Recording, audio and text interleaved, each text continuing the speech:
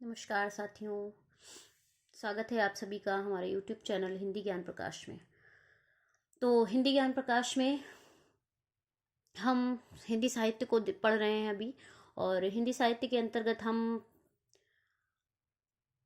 अपभ्रंश साहित्य जो आदिकाल के अंतर्गत आता है उसको पूरा हमने देखा, उनके प्रमुख कवियों को देखा। और अब हम जिस साहित्य पे चर्चा कर रहे हैं वो है हमारा जैन साहित्य। तो जैन साहित्य के में पिछली 2 क्लासें हो चुकी हैं और जिसमें हमने जैन साहित्य को पूरा डिटेल में पढ़ा। और जैन साहित्य के अंतर्गत आने वाले जो प्रमुख आचार्य हैं उनमें जो हमारे प्रमुख प्रसिद्ध जैन आचार्य हैं हमारे हेमचंद जी, उनके बारे में हमने पिछली कक्षा में पढ़ा। और उनकी रचनाओं के बारे में, उनकी प्रमुख रचनाएं कौन थी, तो उसको भी हमने डिटेल में देखा। और क्योंकि आचार्य इसमें प्रमुख आचार्य और भी थे, समय कुछ ज़्यादा हो रहा था, वीडियो थोड़ी लंबी हो रही थी, इसलिए मैंने एक ही वीडियो में सारे आचार्यों के बारे में नहीं बताया आप लोगों को। तो आज का जो हमारी क्लास होने वाली है तो वो उसमें जितने भी हमारे जैन के परंपरा के प्रमुख और आचार्य हैं उनके बारे में हम चर्चा करेंगे। तो सिद्ध हेमचंद के बारे में हमने आपको डिटेल में पढ़ा दिया था, तो लेकिन एक बार फिर से हम सिद्ध हेमचंद जी को रिवाइज करना चाहते हैं। आप लोगों को राह देना चाहते हैं कि बाय द वे इससे पहले वाली क्लास अगर आप लोगों की मिस भी हो गई होगी तो ये भी क्लास आप लोग देख लेंगे, तो इसमें भी आपका काम हो जाएगा। और इसी क्लास से आप लोगों को काफ़ी हेल्प मिलेगी। तो एक बार रिवाइज कर लीजिए आप लोग हेमचंद जी को। तो हेमचंद जी का जो समय रहा है 1088 के लगभग का समय रहा है और ये प्रसिद्ध जैन आचार्य माने जाते हैं।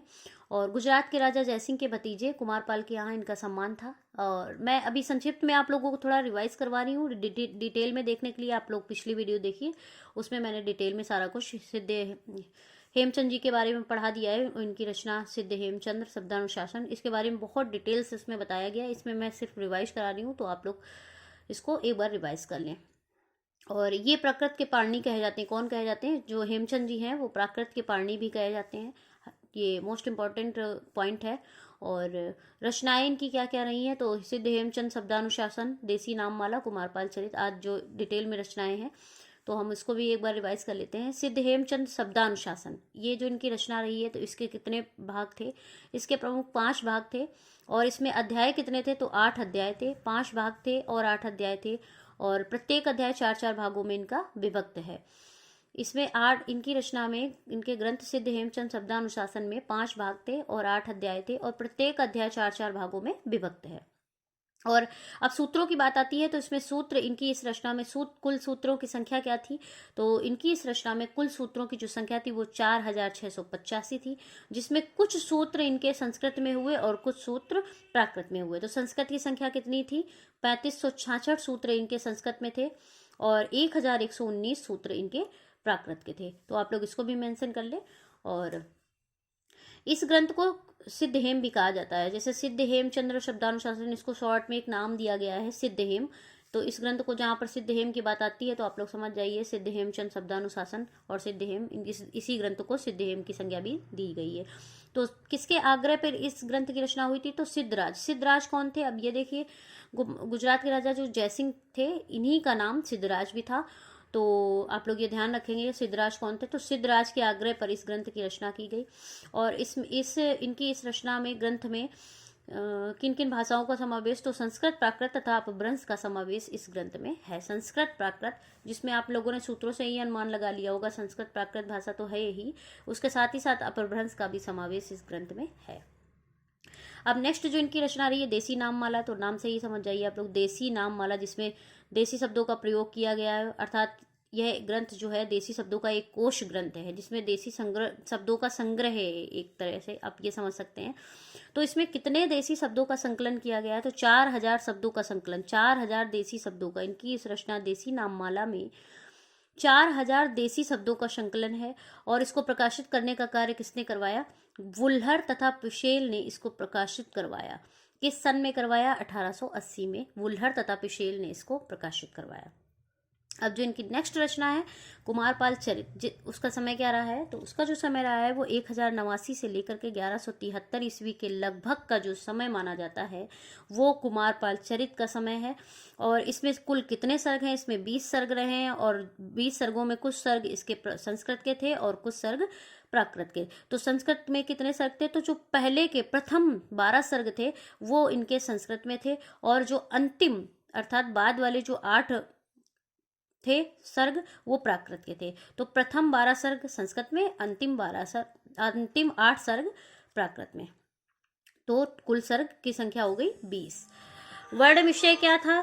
तो वर्ण विषय इसमें कुमारपाल का चरित्र तथा गुजरात के चालुक्य वंशी शासकों का विस्तृत इतिहास इसमें मिलता है। कुमारपाल का चरित्र, अब कुमारपाल चरित्र देखिए, रचना का नाम से ही आप लोग समझ जाएंगे कि कुमारपाल चरित्र है। तो कुमारपाल चरित्र में कुमारपाल जी का चरित्र है। और कुमारपाल कौन थे? कुमारपाल जी कौन थे? तो अभी मैंने ऊपर बताया है, जयसिंह के भतीजे कुमारपाल, जिनसे इनका मित्रवत व्यवहार भी था। तो इन्होंने खास तौर पे कुमारपाल के जीवन चरित्र पे ही इस रचना का वर्णन किया है। तो इसका वर्ण विषय जो है तो कुमारपाल का चरित्र और गुजरात के जो चालुक्य वंशी शासक हुआ करते थे उनका विस्तृत इतिहास इसमें मिलता है। और इसे द्वयाश्रय ग्रंथ भी कहा जाता है। इस ग्रंथ को द्वयाश्रय ग्रंथ भी कहा जाता है। तो आई होप इतना बहुत अच्छे से क्लियर हो गया होगा आप लोगों को। अब देखिए सिद्ध हेमचंद के बारे में कथन, किसका क्या कथन रहा है? तो डॉक्टर बच्चन सिंह ने सिद्ध हेमचंद के बारे में जो इनका कथन रहा है, तो वो कथन क्या रहा है? सिद्ध हेम में पता नहीं कहाँ कहाँ से मधुकोश एकत्र किया है। यह एक चोटी का व्याकरण और इस कोटि का सहृदय अत्यंत विरल संयोग है। इस मधुकोश में जैनियों के नैतिक उपदेश भी हैं और रीतिकालीन नायिकाओं के पूर्व रूप भी, वीर दर्पोक्तियां भी हैं और सौंदर्य एवं प्रेम की सहज काव्योक्तियां भी। तो डॉक्टर बच्चन सिंह का जो कथन रहा है सिद्ध हेमचंद के बारे में, तो उन्होंने जहां मधुकोश शब्द, आप लोग ये कैच कर लीजिए, शब्द पकड़ के रखिए, मधुकोश, जहां मधुकोश की बात आती है और डॉक्टर बच्चन सिंह द्वारा ये कहा गया, ये कथन है, आप लोग समझ जाइए डॉक्टर बच्चन सिंह मधुकोश और सिद्ध हेमचंद के बारे में है। तो इन्होंने, क्योंकि इन्होंने इस ग्रंथ को मधुकोश, डॉक्टर बच्चन सिंह ने सिद्ध हेम को मधुकोश की भी संज्ञा दी है। जो हेमचंद जी का ग्रंथ रहा है सिद्ध हेम, डॉक्टर बच्चन सिंह ने उसको मधुकोश की भी संज्ञा दी है। तो आप मधुकोश जो शब्द लेकर के चलिए तो आपको कथन के बारे में भी पता चल जाएगा कि डॉक्टर बच्चन सिंह का ये कथन रहा है। और किसके बारे में रहा है? तो सिद्ध हेमचंद के बारे में रहा है। और इन्होंने इसको किसकी संज्ञा दी है? तो मधुकोश की संज्ञा दी है। तो इनके इस ग्रंथ में क्या क्या इन्होंने बताया है कि मधुकोश एकत्र किया है, एक चोटी का व्याकरण और इस कोटि का सहृदय अरल अत्यंत विरल संयोग है इसमें। और इस मधुकोश में जैनियों के नैतिक उपदेश भी, अर्थात उपदेशात्मक रचना भी है ये, और रीतिकालीन नायिकाओं की, रीतिकाल की जो नायिकाएं हैं उनके पूर्व रूप भी हैं, और वीर दर्पोक्तियां अर्थात वीरता का भी वर्णन इसमें किया गया है। सौंदर्य, प्रेम और काव्यक्तियां, सौंदर्य तथा प्रेम का भी वर्णन इनकी इस पंक्ति में, इनकी इस रचना में किया गया है। तो आप लोग इसको समझ पाए होंगे और बहुत अच्छे से समझ गए होंगे। तो अब आगे चलते, अब जो 3 इनकी प्रमुख रचनाएं हैं उनमें हमने डिटेल पे में चर्चा कर ली है। और इनकी एक और रचना है काव्यानुशासन, तो उस पर हम थोड़ा संक्षिप्त में चर्चा करते हैं कि इसमें जो मेन 2 ही पॉइंट मेन है जहाँ से क्वेश्चन बनता है। तो आप लोग यही ध्यान रखें कि ये जो ग्रंथ रहा है इनका, ये एक अलंकार ग्रंथ है। और इसमें कुल कितने अध्याय रहे हैं? तो इसमें कुल 8 अध्याय रहे हैं। और सूत्रों की संख्या कितनी रही है? तो 208 सूत्र रहे हैं। तो बस आप इतना ही ध्यान रखेंगे कि काव्यानुशासन नाम का इनका जो ग्रंथ रहा है, ये एक ऐसा ग्रंथ है, ये एक अलंकार ग्रंथ है। और इसमें कुल अध्यायों की संख्या है 8 और सूत्र जो हैं 208। तो बस आप इतना ही याद रखें, बाकी और इसमें ज़्यादा क्वेश्चन नहीं बनता है। तो इतने में ही क्वेश्चन पूछा जाता है। बाकी अब नेक्स्ट हमारे जो आचार्य हैं इनके बारे में हम बहुत डिटेल से पढ़ेंगे, बहुत ध्यान से समझेंगे। और ये हमारे मेरुतुंग है, ये भी प्रसिद्ध जैन आचार्य थे। तो इनकी रचना क्या है? इनकी जो रचना रही है प्रबंध चिंतामणि। और ये जो इनकी रचना है वो किस भाषा में थी? संस्कृत में। तो आप लोग इसे भी ध्यान रखें, मेंशन करते जाएं मेरे साथ ही साथ। मेरुतुंग जी जो हैं प्रसिद्ध जैन आचार्य थे और रचना इनकी क्या रही? प्रबंध चिंतामणि। और किस भाषा में? तो संस्कृत में ये इस रचना का, इन्होंने इस रचना संस्कृत में ये रचना की है। और मेरुतुंग की इस एक रचना भोजपत्र पर भी लिखी गई जो अभी तक उपलब्ध नहीं हुई। अब ये देखिए मोस्ट इंपॉर्टेंट पॉइंट है, मेरुतुंग की एक रचना और भी है जो किस पर लिखी गई? भोजपत्र पर लिखी गई, लेकिन वो रचना प्राप्त नहीं है, अर्थात उपलब्ध नहीं हुई है, अनुपलब्ध रचना है। तो इसका जो उसकी जो चर्चा है वो हिंदी साहित्य में उसकी चर्चा नहीं की गई। तो आप लोग एक ही रचना को, जो मुख्य रचना है इनकी प्रबंध चिंतामणि, आप लोग उसको याद रखें किस भाषा में? संस्कृत में। तो चलिए इनके जो रचना है प्रबंध चिंतामणि, हम उस पर जरा डिटेल में चर्चा करते हैं कि ये किस तरह की रचना रही है। तो ये जो हम इनकी रचना है प्रबंध चिंतामणि, ये ऐतिहासिक रचना है इनकी। तो इसमें जो है ऐतिहासिकता के बारे में वर्णन है। तो जैसा कि इसमें पॉइंट है, इसमें अनेक ऐतिहासिक तथा कथा कुंड हैं। तो इसमें जो है जो कथाएं हैं इस ग्रंथ में, तो वो ऐतिहासिक कथा कुंड है। देखिए यहाँ पे ये पॉइंट दे दिया गया, यह पॉइंट अपने आप में बहुत महत्वपूर्ण है प्रबंध चिंतामणि के बारे में। इसमें अनेक ऐतिहासिक कथा कुंड हैं, तो अनेक ऐतिहासिक कथाओं का वर्णन है इसमें। और कितने खंडों में ये विभक्त है, तो 5 खंडों में ये विभाजित है। इनका ये जो ग्रंथ है ये 5 खंडों में विभाजित है। और इसमें पुराने राजाओं के आख्यान भी इसमें है। अब देखिए जहाँ पुराने राजाओं के बारे में चर्चा होती है, जो ऑब्वियस सी बात है ना कि ऐतिहासिकता का वर्णन किया जा रहा है, तो पुराने राजाओं के आख्यान इसमें हैं और पुराने राजाओं की कथाएं इसमें दी गई हैं। पुराने राजाओं के बारे में वर्णन इसमें किया गया है। और जो पहले के राजा थे भोज, राजा मुंज, उनके जो चाचा थे मुंज, उनके भी कुछ दोहे इस रचना में मिलते हैं। तो यहाँ ये भी ये जो आपका पॉइंट है ये भी मोस्ट इम्पॉर्टेंट पॉइंट है, इसको भी हाईलाइट कर लें कि इनके इस ग्रंथ प्रबंध चिंतामणि में, मेरुतुंग जी के प्रबंध चिंतामणि नामक ग्रंथ में कुछ दोहे राजा भोज के चाचा मुंज के भी हैं। अब यहाँ से देखिए आप लोग ये समझिए कि राजा भोज के जो चाचा थे वो मुंज जी थे। मुंज जी किसके चाचा थे? राजा भोज जी के। तो राजा भोज के चाचा मुंज के कुछ दोहे भी इसमें मिलते हैं।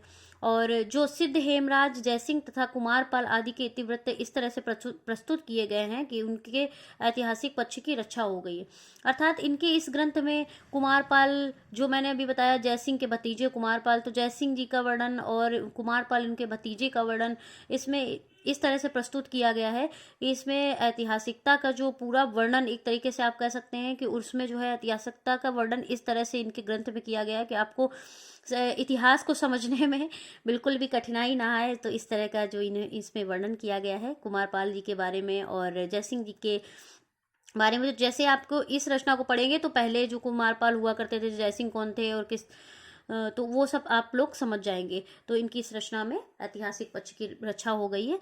तो इस तरह से, और हिंदू कवियों की अपेक्षा जैन कवि इतिहास रक्षा के प्रति अधिक सचेत रहे। हाँ, ये बात बिल्कुल सही है और ये बात आप लोग ध्यान भी रखें कि हिंदू कवि जो हुए हैं तो उनकी अपेक्षा जो जैन कवि, मतलब हिंदू कवियों की अपेक्षा जो जैन कवि हुआ करते थे हमारे, उन्होंने इतिहास रक्षा के प्रति अधिक सचेत रहे। मतलब जो हिंदी साहित्य में जो इतिहास, हिंदी साहित्य के इतिहास का जो वर्णन हुआ है उसमें जो जैन आचार्यों के द्वारा हिंदी साहित्य का वर्णन ज़्यादा हुआ है। हिंदी साहित्य के इतिहास का वर्णन जो है हमारे जैन आचार्यों का उसमें विशेष योगदान रहा है। इसीलिए यहाँ पे ये पॉइंट अपने आप में बहुत महत्वपूर्ण पॉइंट है, तो आप लोग इसे भी हाईलाइट कर लें। और क्योंकि हिंदू कवियों की अपेक्षा जो जैन कवियों का विशेष योगदान रहा है, हिंदी साहित्य के प्रति अधिक सचेत रहे हैं, अर्थात हिंदी साहित्य के प्रति जो है उनका विशेष योगदान रहा है।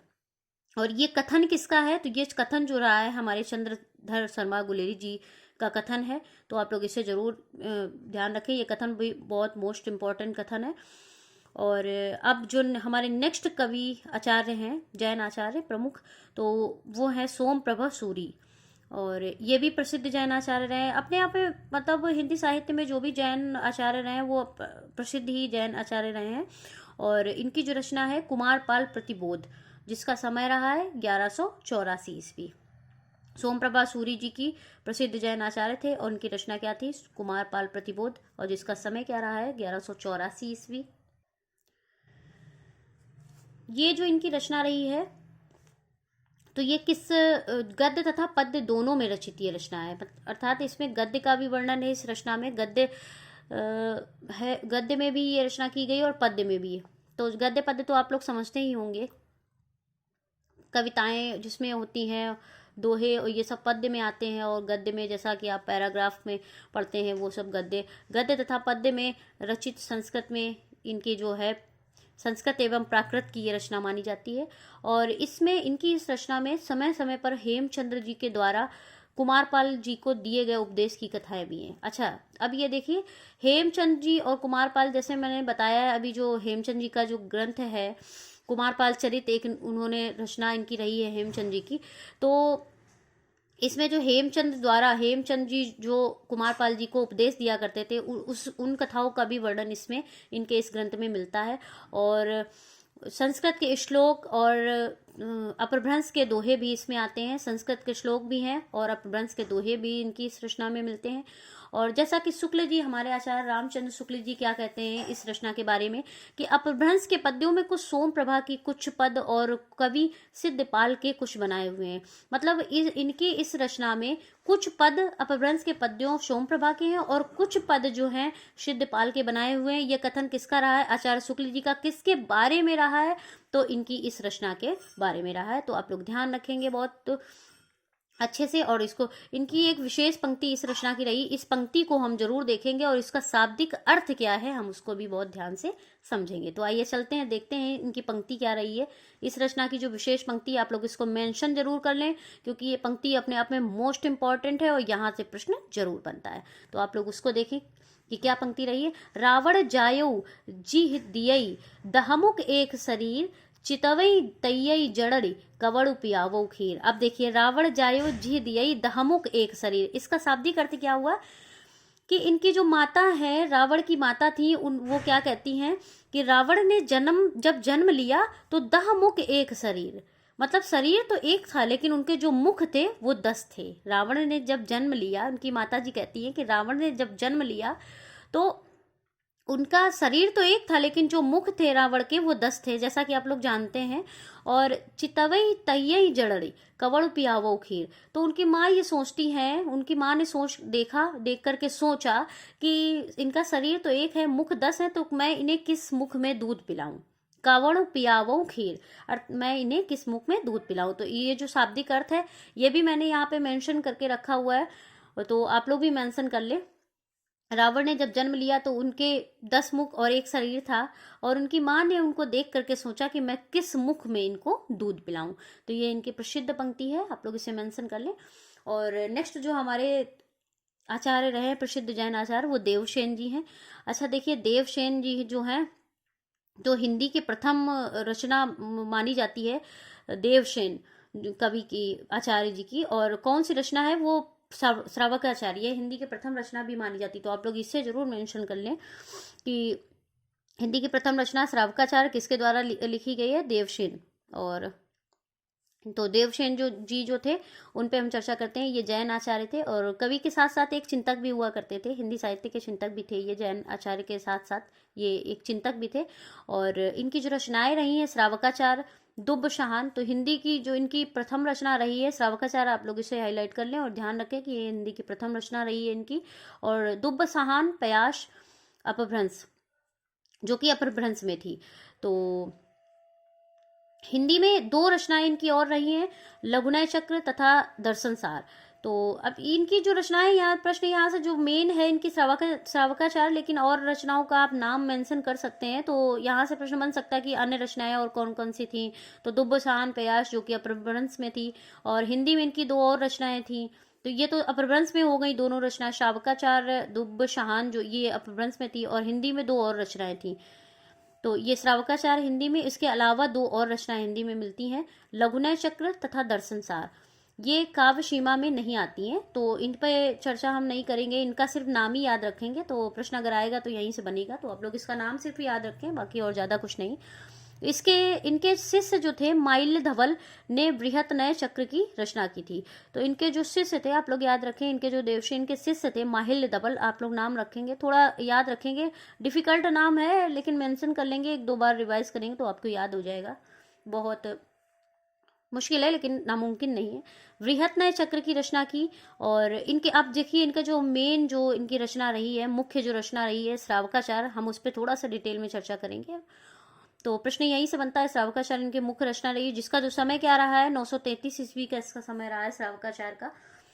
तो दोहे क्या थे इसमें, कितने दोहे थे? तो इसमें लगभग दोहों की संख्या जो है लगभग 250 मानी जाती है।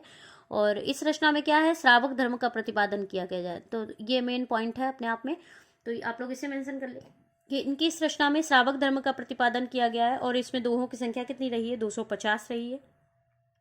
इसमें गृहस्थ के कर्तव्यों पर भी विस्तार से विचार प्रस्तुत किए गए हैं। मतलब गृहस्थ लोगों के क्या कर्तव्य होते हैं, इनमें जो है इस विचार विस्तृत रूप में इसमें जो है विचार अपने दिए गए हैं, प्रस्तुत किए गए हैं कि गृहस्थ लोगों के क्या क्या कर्तव्य होते हैं और क्या कैसे उनको रहना चाहिए, क्या करना चाहिए। तो गृहस्थ लोगों के बारे में इसमें चर्चा की गई, कर्तव्यों पर चर्चा की गई और बहुत ही डिटेल में, जिसको हम हिंदी में कह सकते हैं कि विस्तृत रूप में इसकी चर्चा की गई है और अपने विचार प्रस्तुत किए गए हैं इसमें, इनकी इस रचना दोहा में, छंद में। तो इतना क्लियर है आप लोगों को। तो आई होप, मतलब देवशेन के बारे में जो शावकाचार्य इनकी रचना रही है, इसके बारे में मैंने डिटेल में बता दिया। तो जितने भी हमारे जैन प्रमुख आचार्य रहे हैं उनके बारे में मैंने आपसे बहुत डिटेल में चर्चा कर ली है। हेमचंद जी को हमने पिछली कक्षा में ही देख लिया था अच्छे से, और उनको आज हमने आप लोगों को रिवाइज भी करा दिया। और जो इनके मुख्य प्रसिद्ध आचार्य रहे हैं उन पे भी हमने चर्चा कर ली, उनकी रचनाओं के विषय में चर्चा कर ली। तो जैसा कि आज की जो क्लास थी उनमें हमने सारे जैन प्रमुख आचार्यों को देख लिया है। और आगे का हमारा जो साहित्य होगा, हम अब कल की जो हमारी नेक्स्ट क्लास होगी, कल मीन्स नेक्स्ट क्लास होगी, तो उस पर हम आगे के साहित्य के बारे में चर्चा करेंगे। और हमारा नेक्स्ट जो साहित्य होगा वो हमारा होगा रासो साहित्य, जिसको चारण साहित्य भी कहा जाता है। तो नेक्स्ट क्लास में हम चारण साहित्य, जिसको रासो साहित्य भी कहा जाता है, तो हम उस पर चर्चा करेंगे। और उसके बाद जो उनके प्रमुख आचार्य जो रहे हैं हम उस पर भी चर्चा करेंगे। तो एक एक क्लास में हम एक एक चीज़ को देखेंगे। तो देखिए, क्लास को हम बहुत बड़ी वीडियो भी कर सकते हैं, लेकिन जितना आप लोग अच्छे से समझ सकते हैं और जितना आप लोग अच्छे से एक बार में अच्छे से, क्योंकि क्लास लेना मतलब ये नहीं है कि आप पढ़ते चले जाइए, कुछ मेंशन करके रख लीजिए जिसमें आप लोग को समझ में भी ना आए, तो वो चीज़ नहीं होनी चाहिए। आप लोग को अच्छे से समझाना भी है, और इसीलिए जो है एक एक क्लास। और जैसा कि मेरे पास कमेंट्स बहुत ज़्यादा आ रहे हैं कि मैम प्लीज़ आप एक वीडियो और डेली डालिए, तो मैं कोशिश करती रहूँगी कि डेली नहीं, ज़्यादा तो 10 मिनट का ही वीडियो अपलोड कर दूँ, जिससे आप लोगों को हेल्प मिले। तो जून में जैसा कि नेट का एग्ज़ाम होगा, तो मैं उस पर भी कोशिश करूँगी कि आपको ज़्यादा से ज़्यादा हेल्प मिल सके, ज़्यादा से ज़्यादा मैं वीडियो डाल सकूँ। तो आप लोगों का सहयोग जो होगा, आप लोग, वीडियो अच्छा लगता है आप लोगों को तो वीडियो को लाइक करिए, हमारे चैनल को सब्सक्राइब करिए और शेयर करना बिल्कुल मत भूलिए। तो आप लोग सिर्फ इतना ही कर सकते हैं कि वीडियो को लाइक कर सकते हैं, चैनल को सब्सक्राइब कर सकते हैं और शेयर भी करिए। तो बहुत बहुत धन्यवाद आप सभी का वीडियो देखने के लिए, और मिलते हैं आगे की वीडियो में। तब तक के लिए बहुत बहुत धन्यवाद आप सभी का।